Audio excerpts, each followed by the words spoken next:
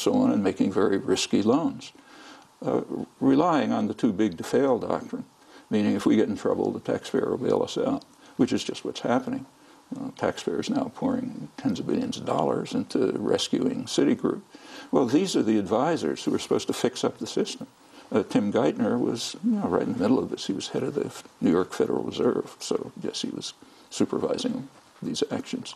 Now, you can argue about whether they're doing the right thing or the wrong thing, but are these the people who should be fixing up the system? Actually, the business press has had some interesting things to say about this.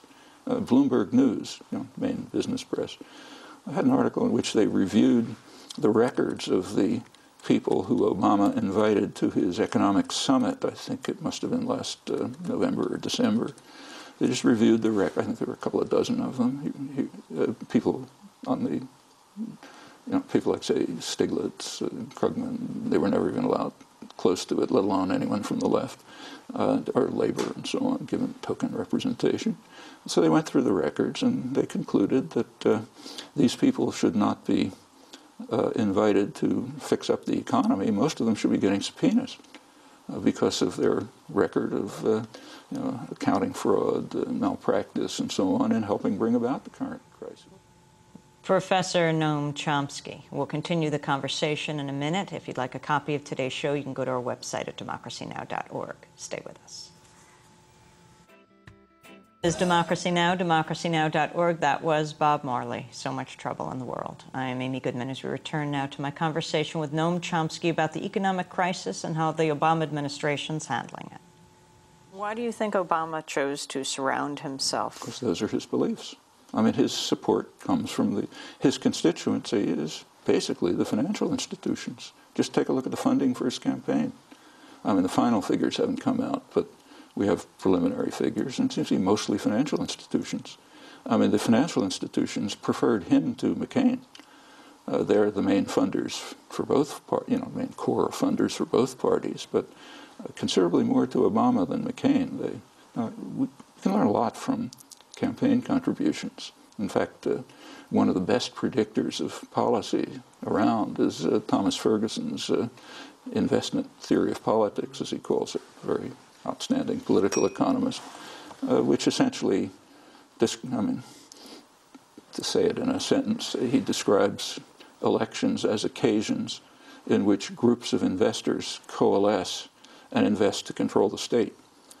And he takes a look at the formation of campaign contributors, and it gives you a surprisingly good prediction of what policies are going to be. It goes back a century, New Deal, and so on. So yeah, it can predict pretty well what Obama's going to do. There's nothing surprising about this. It's the norm in what's called political democracy.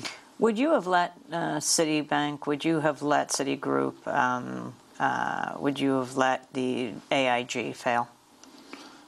Well, there are other possibilities. So the government could just take over the viable parts. I mean, parts of them are functioning. Parts are dysfunctional, like what they call the toxic asset parts, the financial manipulations. Well, one thing you could do, which has been suggested by a number of economists like Dean Baker, just take over the good parts, essentially nationalize them, put them under public control. Nationalize means public control, at least if you have a democracy. Not here, but if you had a functioning democracy, it would mean let them be under public control. And the parts that are responsible for the huge losses, just let them go off by themselves. In fact, that would be the way of taking care of the AIG bonuses that everyone's screaming about. In fact, as Baker pointed out, just spin off the parts that were involved in financial manipulations and caused the crisis. Let them go bankrupt and let the executives try to get the bonuses from a bankrupt firm. Okay, with no legislation necessary. That's what should be done with Citigroup. And in fact, interesting, it's kind of happening. After the breakdown of Glass-Steagall, they did they made use of it under Rubin's direction, among others, to bring in insurance companies and other risky investors. Now they're divesting them. And they're going in the direction of becoming, a commercial bank. Now, incidentally, this is not the first time this has happened. Paul Volcker's on the news today, saying, let's slow down and so on. Well, he's the one who, under Reagan, who helped bail out Citigroup last time they crashed. At that time, they were Citibank. They had followed World Bank and IMF instructions and lent huge amounts of money to Latin America, and were assured by the World Bank that it's all fine, markets will take care of it, etc. Well, and it crashed. Paul Volcker came in, he raised interest rates very sharply. Third world countries' payments are tied to U.S. interest rates, couldn't pay their debts. The IMF moved in, took care of it, and essentially recapitalized Citibank. That's the way the system works. You make risky loans, you make a lot of money, and if you get into trouble, we're here to bail you out, namely the taxpayer. And how do the Republicans differ from the Democrats in this? What do you make of, do you see it as just a minor footnote that Republicans or some of the governors like Palin, like Jindal are saying they're not going to take stimulus money? I mean, we basically are a kind of a one-party state. I think C. Wright Mills must have pointed this out 50 years ago. There's a business party, but it has factions, Democrats and Republicans, and they're different. They have somewhat different constituencies and different policies. And if you look over the years, the population has, the majority of the population has tended to make out better under Democrats than Republicans. The very wealthy have tended to make out better under Republicans than Democrats. So they're business parties, but they're somewhat different, and the differences can have an effect. However, fundamentally, they're pretty much along the same lines. So take, say, the current financial crisis. Actually, it began under Carter.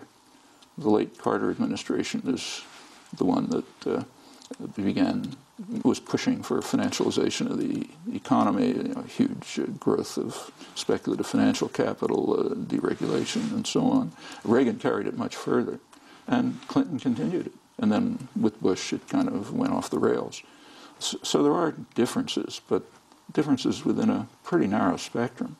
And anyone who's a little off the spectrum, like Nobel laureates in economics who are a couple of millimeters off the spectrum, they're basically on the outside. You can interview them, but they don't show up at the economic summit. How does the global economy and our own economy relate to the issue of war and U.S. foreign policy?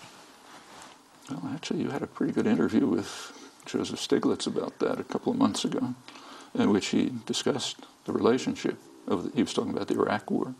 And as you'll recall, he pointed out correctly that the Iraq War, which first of all was going to cost trillions of dollars, also had the effect of sharply increasing the price of oil, predictably. And as he pointed out, we could sort of paper that over for a while by a housing bubble. So there was a huge housing bubble, which anyone with eyes open could see. I mean, for a century, housing prices had sort of tracked, the economy, GDP. Then all of a sudden they shot way beyond the trend line, which means there's a bubble and it's going to burst and you get into trouble. But the housing bubble, which was supervised by Alan Greenspan, but the Democrats, actually it started under Clinton, it replaced the tech bubble under Clinton, and it gave an illusion of prosperity, so you didn't see the effects of the rise in oil prices.